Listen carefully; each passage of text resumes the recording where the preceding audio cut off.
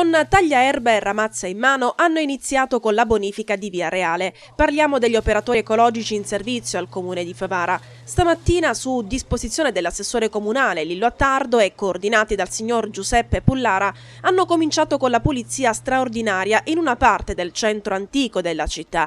Cumuli di rifiuti ed erbacce in strada da troppo tempo la facevano da padrona. Il degrado che purtroppo questa parte della città vive, dalla presenza di discariche abusive allo stato di abbandono delle fatiscenti abitazioni, era emerso da un nostro servizio giornalistico realizzato all'indomani dell'operazione di controllo del territorio fatto dai carabinieri della locale tenenza, coadiuvati dai militari della compagnia di Agrigento, dall'unità cinofila e del 9° nucleo elicotteri di Palermo.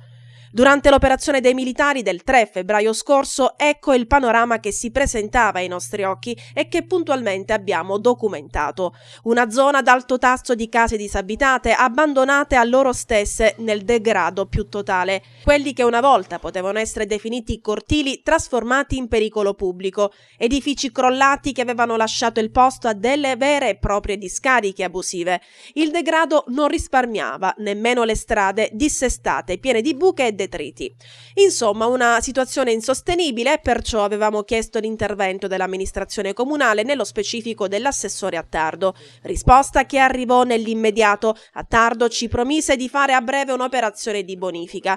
Promessa che oggi possiamo dire è stata mantenuta dall'assessore Attardo, che, trascorsi giorni di brutto tempo e scongiurato il problema di scarica di Siculiana, è riuscito a inviare sul posto i lavoratori.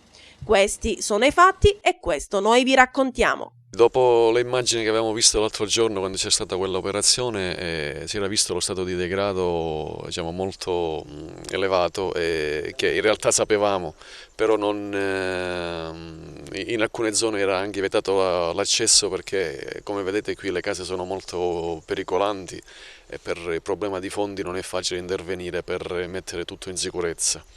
Stamattina è stato possibile fare questa bonifica esclusivamente dei rifiuti, perché ci sono altri materiali come Eternit o materiali pericolosi che in questa fase non possiamo bonificare in quanto non abbiamo fondi a disposizione, perché sono dei rifiuti speciali.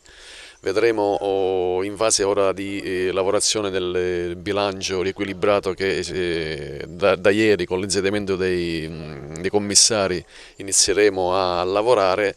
Vedremo di predisporre qualche fondo per bonificare queste aree totalmente e cercare di renderle almeno pulite e con la speranza di un giorno renderle anche sicure da un punto di vista della sicurezza, diciamo, in generale.